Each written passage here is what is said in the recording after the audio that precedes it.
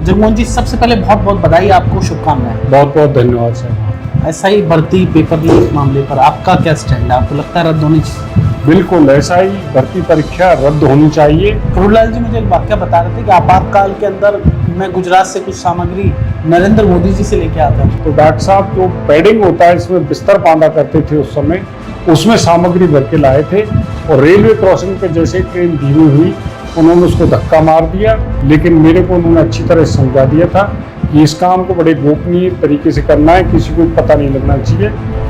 जगमोहन जी, 10 साल बाद मौका मिला है, किस तरह से देखते हैं? क्या उम्मीद है आपको जनता से? मैंने बिना किसी जात पात भेदभाव धर्म मजहब के सभी का काम जितना मैं कर सकता था मैंने लोगों की सेवा की है, लोगों का काम किया है। आम जनता को गर्मी के अंदर पानी उपलब्ध नहीं होता, पानी की समस्या उस क्षेत्र में लंबे समय से रही है। आपको क्या सीखने को मिला करौली लाल जी से? मैं लगातार उनके छांव की तरह उनके पीछे चलता रहा हूँ। देखो, किरोड़ी लाल जी के खिलाफ किसी को कुछ मिलता तो है नहीं, ये विरोधी हैं जो अलग अलग तरह की बातें करते हैं। जगमोहन जी भी सभी समाज की आवाज उठाएंगे विधानसभा में? तो मेरे मन में कोई जातिवाद का ऐसा फुट नहीं है। युवा मैं डॉक्टर साहब और आपसे बड़े, अब आपसे भी उम्मीद करेगा कि ये पेपर लीक नहीं हो। जो पढ़ते नहीं है, जो इधर उधर बदमाशी में रहते हैं और पेपर चुरा के इन पदों पर पदस्थापित हो जाते हैं। अब दौसा की जनता की जो समस्या है, आप दौसा में वोट किस बात से मांगेंगे? और दौसा को जयपुर भी बनाया जाए। सबसे नजदीक दौसा है, दौसा का इतना विकास हो कि दौसा और जयपुर एक होने की स्थिति में आ जाए।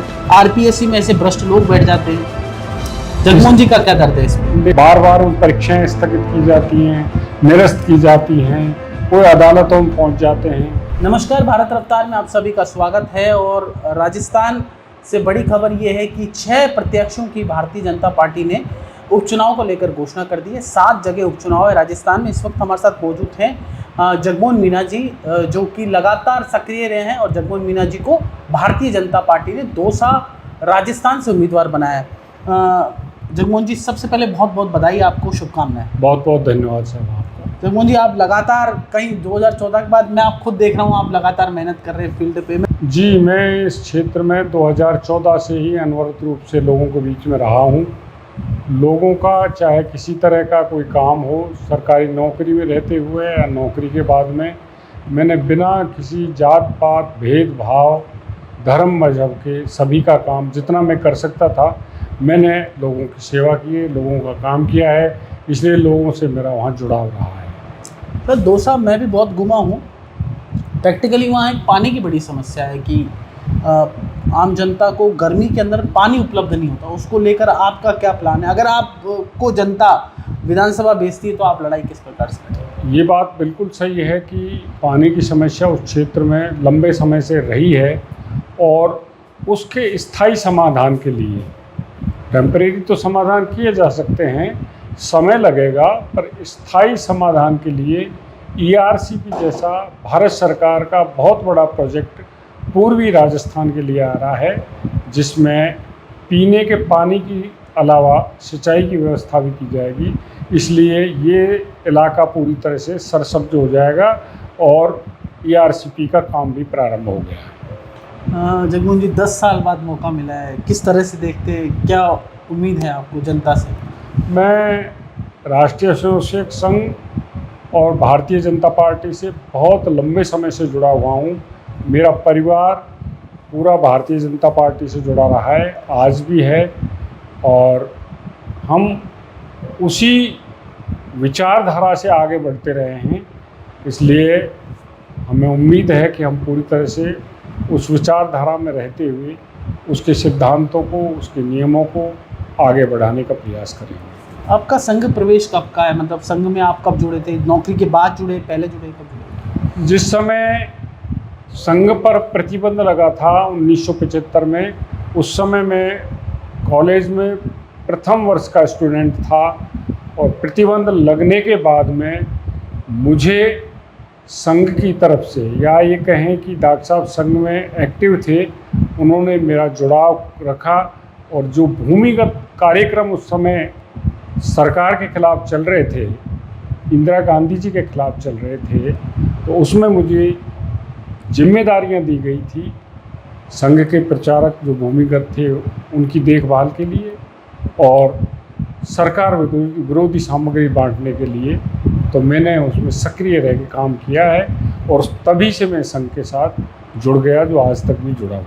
करोड़ीलाल जी मुझे एक वाक्य बता रहे थे कि आपातकाल के अंदर मैं गुजरात से कुछ सामग्री नरेंद्र मोदी जी से लेके आता था, तो आपको भी वो वाक्य ध्यान है कुछ ऐसा? हाँ बिल्कुल सही है, वो जाते थे और वहाँ से सामग्री लेके आते थे। एक बार का वाकया मेरे को ध्यान है, बीकानेर में रेलवे क्रॉसिंग पर ही बड़ा डर रहता था, तो डॉक्टर साहब जो बेडिंग होता है इसमें बिस्तर बांधा करते थे उस समय, उसमें सामग्री भर के लाए थे और रेलवे क्रॉसिंग पे जैसे ही ट्रेन धीमी हुई उन्होंने उसको धक्का मार दिया और फिर वहाँ तांगे चलते थे घोड़े के, उसमें रख के लाए थे और उसको ऊपर लाया, बड़ा वजन था और रात में फिर उसको कई रात तक उसको जगह जगह वितरित किया गया। आप भी थे उसमें वितरण में? हाँ मैं बिल्कुल था, मैं बालक था, बच्चा था, इसलिए इनको डर भी था कि कहीं बात को खोल नहीं दें, लेकिन मेरे को उन्होंने अच्छी तरह समझा दिया था कि इस काम को बड़े गोपनीय तरीके से करना है, किसी को पता नहीं लगना चाहिए। तो मैं पूरी तरह से उनके साथ उसमें। ओटीसी कर रखी है आपने? नहीं मैंने ओटीसी नहीं की, आईटीसी की हुई है। आईटीसी की, प्राथमिक वर्ग किया आपने? जी जी। जगमोहन जी, डॉक्टर साहब लगातार आप लक्ष्मण की तरह, वो कहते हैं एक बार कहा भी था मेरा लक्ष्मण जैसा भाई है, तो उनका जो जनता से जुड़ाव है, जनता से प्रेम है, जनता के लिए आधी रात को, आपको क्या सीखने को मिला करोड़ीलाल जी से? मैं लगातार उनके छाँव की तरह उनके पीछे चलता रहा हूँ, हर जगह उनके साथ पीछे खड़ा रहा हूँ। मेरे मुंह से कहना ठीक नहीं लगेगा, लेकिन मैंने ऐसा व्यक्तित्व अपने जीवन में नहीं देखा और मुझे ये खुशी है कि मैं ऐसे व्यक्तित्व का छोटा भाई हूँ, तो मुझे इस बात का गर्व भी है। जगमोहन जी, डॉक्टर साहब मैंने खुद ने देखा, पिछली कांग्रेस की सरकार थी, 36 कौम की, शंभू पुजारी का मामला हो, कोई और मामला हो, छात्रों का मामला हो, पेपर लीक का मामला हो, चाहे रीट का मामला हो, सब मामले उन्होंने उठाए, लेकिन फिर भी कुछ प्रतिद्वंदी, कुछ कांग्रेस के लोग आरोप लगाते हैं कि मीणा समाज के नेता हैं, जबकि मुझे तो ऐसा लगा नहीं। आपका क्या लगता? देखो, करोड़ीलाल जी के खिलाफ किसी को कुछ मिलता तो है नहीं, ये विरोधी हैं जो अलग अलग तरह की बातें करते हैं। इन्होंने जातिवाद का ठप्पा लगाने की भी कोशिश की, ये कानूनी व्यवस्था ख़राब कर देते हैं, ये भी लगाई थी। तो इन लोगों ने जो भी आरोप लगाए वो निराधार रहे। मैं ये दावे के साथ कह सकता हूँ करोड़ीलाल जी 36 कौम के नेता हैं और आप पिछला उनका इतिहास उठा के देखेंगे तो उनके करीब 600 आंदोलन में से 15% आंदोलन मीणों के मिलेंगे, 85% आंदोलन सभी जाति के मिलेंगे, जिसमें ब्राह्मण भी हैं, बनिया भी हैं, हरिजन भी हैं, जोगी भी हैं, जागा भी हैं और पुजारी भी हैं, ब्राह्मण भी हैं। सभी लोगों के लिए उन्होंने आंदोलन किए हैं, इसलिए उनको किसी एक जाति का नेता नहीं कहा जा सकता, वो सर्व जाति के सर्वमान्य नेता है। जगमोहन जी भी सभी समाज की आवाज़ उठाएंगे विधानसभा में, ब्राह्मण हो चाहे कोई भी कास्ट के लोग? बिल्कुल, मेरे मन में कोई जातिवाद का ऐसा फुट नहीं, ना देखने को मिलेगा, ना मेरे कृत्य से, ना मेरे स्वभाव से। मैं मानवता में विश्वास करता हूँ और मैं आपसे, आपके चैनल के माध्यम से ये वादा करता हूँ कि मैं सभी लोगों को समान समझकर सभी का काम करूँगा, सबको एक भाव से देखूँगा। सर, युवाओं को बड़ी समस्या है, पिछली कांग्रेस राज में पेपर लीक हुए, युवा, मैं डॉक्टर साहब और आपसे बड़े, अब आपसे भी उम्मीद करेगा कि ये पेपर लीक नहीं हो, कोई ऐसा प्रावधान। आपको क्या लगता है इस मामले पे, आपका क्या कहना है पेपर लीक?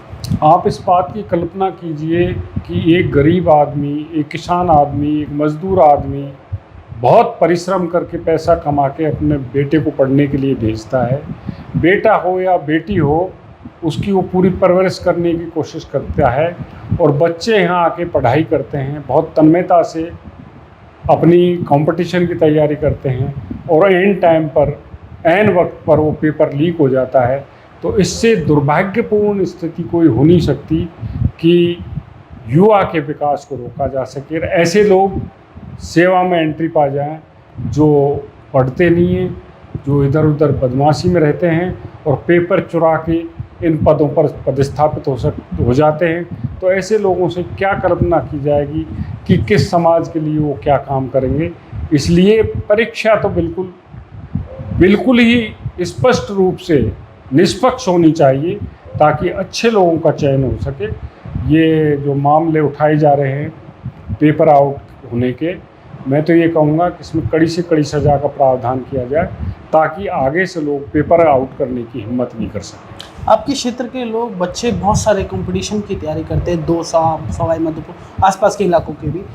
आपको दर्द नहीं होता कभी पेपर लीक हो जाता है, बच्चे का मतलब माँ बाप कैसे पैसे इकट्ठे करके जयपुर भेजते हैं या कहीं बाहर भेजते हैं, उसके बाद वो तैयारी करता है 2-3 साल और फिर पेपर लीक हो जाता है, फिर भर्तियाँ अटक जाती है कोर्टों में, आरपीएससी में ऐसे भ्रष्ट लोग बैठ जाते हैं। जगमोहन जी का क्या दर्द है इस पे? इसमें मेरे ये दर्द है कि एक आदमी बड़ी मेहनत के साथ, बड़ी आशा के साथ, उम्मीद के साथ अपने बच्चों को पढ़ने के लिए भेजते हैं और उनके साथ जब ऐसी घटनाएं होती हैं और उनको बेचारों को निराशा हाथ लगती है, बार बार उन परीक्षाएं स्थगित की जाती हैं, निरस्त की जाती हैं, कोई अदालतों में पहुंच जाते हैं, लंबे समय तक लोग परीक्षा देते रहते हैं। एक स्टेज ऐसी आती है, कई लोग तो बेचारे उम्र पार हो जाते हैं, उनकी भर्ती होने की तारीख निकल जाती है, उन्हें निराशा हाथ लगती है। तो ऐसे में युवा भटकता है, नशे की तरफ जाता है, चोरी की तरफ जाता है और समाज में एक विकृति पैदा होती है। इसलिए इन सब चीज़ों को रोकने के लिए बड़ी सख्ती से और अच्छी मंशा से काम करना चाहिए ताकि जो पात्र आदमी है उसको मौका मिल सके। ऐसा ही भर्ती पेपर लीक मामले पर आपका क्या स्टैंड है? आपको लगता है रद्द होनी चाहिए? बिल्कुल ऐसा ही, भर्ती परीक्षा रद्द होनी चाहिए क्योंकि इसमें इतनी खिचड़ी हो चुकी है कि जो अपात्र लोग हैं वो अब भी ट्रेनिंग कर रहे हैं और ऐसे लोग जिनको कोई पात्रता नहीं थी, पेपर चुराए थे, पेपर खरीदे गए थे, पास कर लिया, उनको कोई ज्ञान नहीं है। इसलिए निश्चित रूप से रद्द करनी चाहिए। इन लोगों में जो वास्तव में ईमानदारी से जिनका सिलेक्शन हुआ था और पात्र थे उनका तो फिर चयन हो जाएगा, इसलिए रद्द होनी चाहिए। सर, आपको भजन लाल जी की सरकार बहुत अच्छी कार्रवाई कर रही है पेपर लीक पर, एसओजी लगातार, भजन लाल जी खुद मॉनिटरिंग कर रहे हैं, सरकार की अच्छी कार्रवाई है। युवाओं को आप क्या कहोगे कि बीजेपी को और आपको वोट किस लिए दे, क्यों दे? नहीं, भजन लाल जी सरकार ने इसमें अच्छा काम किया है, लोगों को गिरफ्तारियां खूब की हैं, जो लोग गलत तरीके से गलत संसाधन अपना के जिन्होंने ऐसी कोशिश की है उनके खिलाफ कार्रवाइयाँ की गई हैं, बड़ी लंबी संख्या में लोगों को गिरफ्तार किया गया है। इसलिए मैं तो युवाओं को यही कहूँगा कि यूथ्स को पढ़ाई की तरफ ध्यान देना चाहिए, पढ़ाई करनी चाहिए, तैयारी करनी चाहिए ताकि वो आगे अपनी योग्यता के आधार पर, अपनी पात्रता के आधार पर उनका चयन हो सके और समाज को अच्छी सेवा दे सकें। जगमोहन जी, आपने आरएस की तैयारी की थी, क्या पहली बार में आप लग गए थे या फिर समय लगा था थोड़ा? नहीं, मैंने दूसरी बार मेरा आरएस में सिलेक्शन हो गया था कंपटीशन देने के बाद में, और हमारे टाइम पर बड़े फेयर सिलेक्शन होते थे और जो पात्र लोग थे उनको मौका मिलता। तो पहली बार जब सेलेक्ट नहीं हुए थे तो आपको भी लगा होगा, निराश हुए होंगे? नहीं, पहली बार में मेरा सिलेक्शन एलाइड में हो गया था और दूसरी बार प्रॉपर में हो गया था, इसलिए ऐसी कोई निराशाजनक वाली बात नहीं थी और मेरा चयन हुआ और मैंने पूरे समय सेवा। दौसा में जो पढ़ने वाले छात्र हैं, मतलब जो कंपटीशन की तैयारी कर रहे हैं, उनको आप क्या कहना चाहते हैं कि अगर आप जीत के आएंगे दौसा से तो आप कुछ फ्री कोचिंग का सिस्टम जो वंचित वर्ग है उसको देना चाहेंगे, ये क्या आपका प्रावधान है? दौसा की जनता आपको क्यों वोट दे? देखो, 9 अगस्त को जो आदिवासी दिवस मनाया था तो मैं हर कोचिंग में गया था और कोचिंग में जाके मैंने सभी बच्चों को निवेदन किया था कि प्रोग्राम में पधारें। तो मैंने उनकी कोचिंग देखी, क्लासेस देखी, स्थिति देखी, कोचिंग चल रही है, लाइब्रेरियाँ चल रही हैं, लेकिन उनकी स्थिति इतनी अच्छी नहीं थी। तो मैंने उस समय भी ये प्रश्न उठाया था, लोगों से प्रश्न किया था कि क्यों ना दौसा को एजुकेशन का, कंपटीशन का बहुत बड़ा हब बनाया जाए। जयपुर के नज़दीक है, लोग दूर दूर पढ़ने जाते हैं, कोटा में अगर कोचिंग चलती हैं तो सीकर ने भी अब उसकी बराबरी करना चालू कर दिया।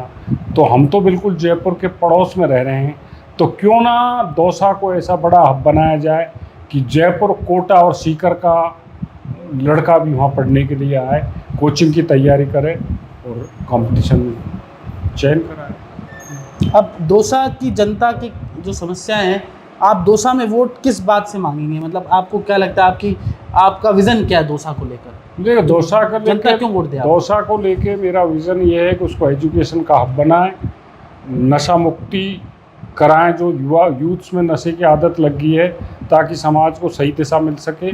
पानी की पर्याप्त व्यवस्था कराई जाए जो लंबे समय से दौसा की मांग रही है, और दौसा को जयपुर भी बनाया जाए। सबसे नज़दीक दौसा है, दौसा का इतना विकास हो कि दौसा और जयपुर एक होने की स्थिति में आ जाए, विकास की गति दी जाए। एक अंतिम सवाल आप पर सर, परिवारवाद का भी आरोप विपक्षी लगा रहे हैं लगातार। देखो, विपक्ष का तो काम है परिवारवाद का आरोप लगाने का, ये आरोप चल नहीं सकता। मैं लंबे समय से 1975 से संगठन से जुड़ा हुआ हूँ, राष्ट्रीय स्वयंसेवक संघ से और भारतीय जनता पार्टी से, और राजस्थान के जितने भी सीनियर नेता रहे थे, इवन दिन आदरणीय भैरव सिंह जी शेखावत, ललित किशोर चतुर्वेदी, भंवर लाल जी शर्मा, सबके मैं नज़दीकी से साथ रहा हूँ। सबका मुझे सानिध्य मिला है, प्यार प्रेम मिला है। इसलिए ये परिवारवाद का आरोप मेरे पे नहीं लग सकता, क्योंकि मैंने संगठन की लगातार सेवा की है। तो ये थे जगमोहन मीना, जिन्होंने खास बातचीत की, जिनका साफ तौर पे कहना था कि परिवारवाद का आरोप मेरे पे नहीं लग सकता। मैं 1975 से ही राष्ट्रीय स्वयंसेवक संघ से जुड़ा हूँ। जितेश जेठमलानी, जयपुर, राजस्थान।